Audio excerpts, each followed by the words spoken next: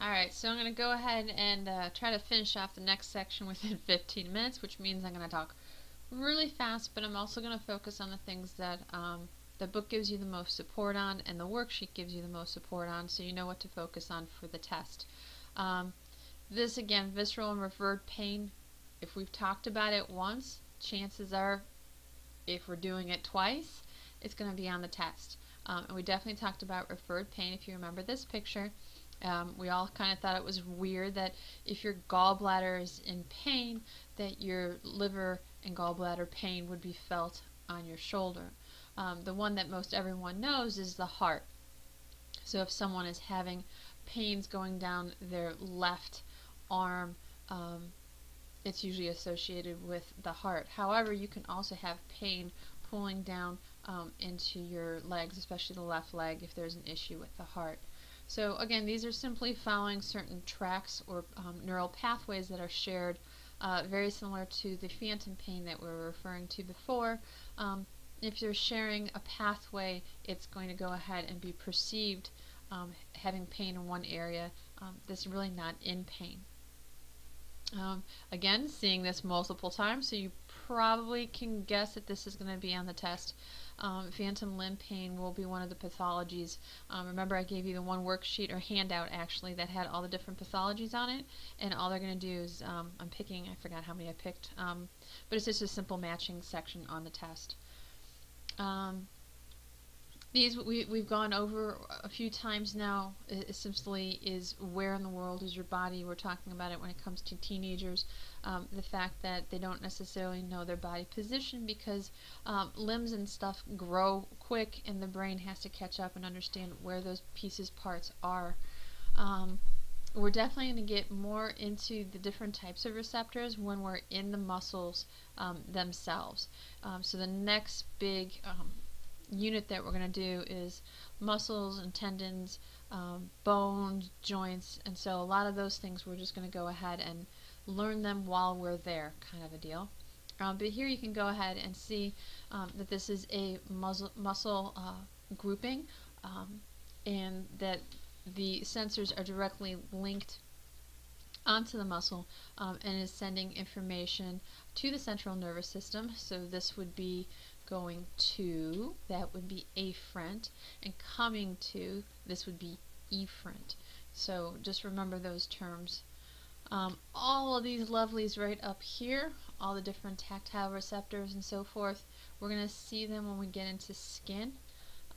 So right now, don't worry about them. These guys down here, they should look familiar. Know these guys, because remember, thermoreceptor, pain receptors, mechanoreceptors, photoreceptors. Know the big groupings of them. Alright, now this part specifically is in the worksheet that I had given. Remember, there's an answer key already posted.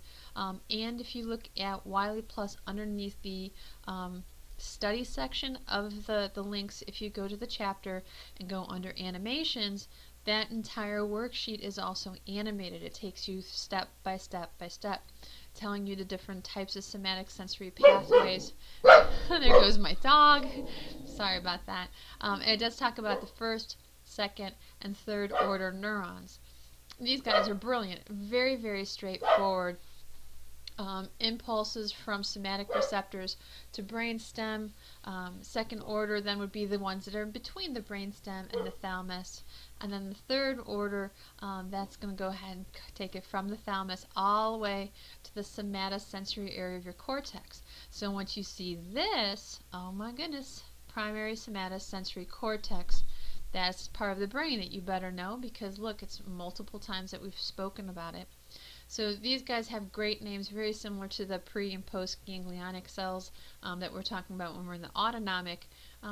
These guys are simply where they're found, first, second, and third. So, and again, since it's sensory, the first one is going to be whatever is feeling. So like if it's a tactile receptor, say in your fingertips, well, first order would be from your fingertips to your brainstem. Second order would be in the brainstem to the thalamus. Third would be from the thalamus up into that somatosensory cortex. Now, all these things end up looking really crazy And doing it on a PowerPoint is really ridiculous. So I want you to go and find that worksheet, look up the lovely animation, look in your book, and work your way through it, because they're not that horrible. So this one here is your posterior back column medial lemniscus pathway. So the impulses from your limbs, trunk, neck, and the back of your head. If you look at it, it's easy to find. So if I were to say which one of these is a first order is the neuron that's picking up the sensation. Second neuron is going to be the one that's within that brainstem or spinal cord to the thalamus. And the third order is finally from the thalamus to that primary somatosensory cortex. Alright, and if you look here, you see this guy's going all the way up, and then we find him, and then he goes looping over here and over again. So this is where we get that what happens on the left-hand side of the body is interpreted, by the opposite side of the brain. So right side of body, left side of brain. Left side of the body, right side of the brain. Alright, the other one is your anterolateral or your spinal thematic pathways. So these are your pain, temperature, itch, tickle, and posterior part of your head again. And again, you can see on this artery, here's my first. So this is the message coming in, goes to the spinal cord. Here's my second order, taking it all the way up into the thalamus, and from the thalamus it's going to go to that sensory cortex. It's on the opposite side of the body. So these things aren't that hard. They have some weird names, but they're pretty straightforward. We have our trigeminal thalamic pathway, and of course we have our cerebellum and our spinocerebral tracts. So this is I think this is the third one that's on the worksheet. And so again, first order, second order, going up third, pretty straightforward. You know that I like things that are in order, so you might see something like that, or just hey, identify which one is which. We also know where our primary somatosensory area is on the parietal lobe. If you remember that central sulcus, we even looked at it when we were looking at the sheep. Gyrus means that it's the bump, not the sinking of, but the bump. So this is right after that sulcus. You're going to find your primary somatosensory area. So go back to the brain and find everything on that again. Remember this dude? Yeah, that's that funky looking homunculus. Remember, our brain perceives us in a very, very different way. Let's see. Oh, this is our spinocerebral tract. All of these I simply put in here again for you. You know me. You're a visual learner. You have to read it. You have to see it. So this is simply going back over each one of those tracks again. Focus on what's on that worksheet. All of this is simply a repeat. We have now moving away from sensory and moving into motor pathways. Oh boy, cranial nerves, need to know them. Spinal nerves, focus on the ones we talked about. Know the differences between the ganglion, the plexuses, but the spinal nerves I needed you guys to know, remember, were the intercostals, the phrenic, what was the other one, the sciatic. Can't remember if there's another one on that list. But check in the folder. Definitely know your phrenic and your sciatic. And of course the vagus. Oh, love the vagus. Alright, so your motor pathways, again, follow that worksheet. You need to know you have some local neurons located in the brain, spinal cord. Don't worry about this, all these little shorthands. Look for the big picture. You guys aren't going into nursing or any of those things. Once you get there, you'll have the classes for that. Just understand the big picture. Basal nuclei, these guys were definitely part of the big picture, because remember, they're the ones that suppress those random movements. And so we'll definitely see in people who have Parkinson's or some type of tremor disorders that the basal nuclei are not working and therefore not suppressing those things. And you end up having the tremors and very intense muscle tone.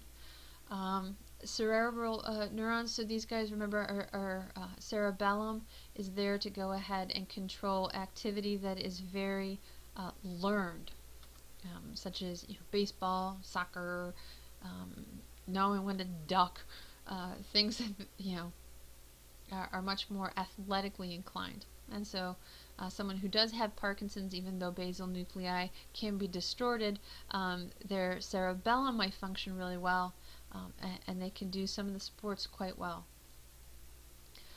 Here we go ahead and just have our upper motor neurons, another track of how is this information being processed and going through and getting to the skeletal muscles. Again, look at that worksheet. I cannot tell you enough. Go to that worksheet because I know I'm going to use it, because I definitely in there's talks about direct and indirect motor pathways. Direct motor pathways, again, are from the body into your cerebral cortex. Indirect, you have your basal nuclei, your cerebellum, and your cerebral cortex. Follow along that worksheet. Can't tell you enough. I am not going to ask you any of these. So if you want to go ahead and put a big old X on this one, have at it. So I'm not doing this. I'm not doing that. I'm not doing this. Nope. What I do want you to know is simply the difference between, where'd it go? Your direct and indirect motor pathways, and that's on that worksheet, along with the answers, because yes, I did the worksheet and then I posted it. These are all the lovely pictures in there. Don't need to know that. Don't need to know that. Definitely know your cerebellum, though. Know the 4 activities. This is an overlap.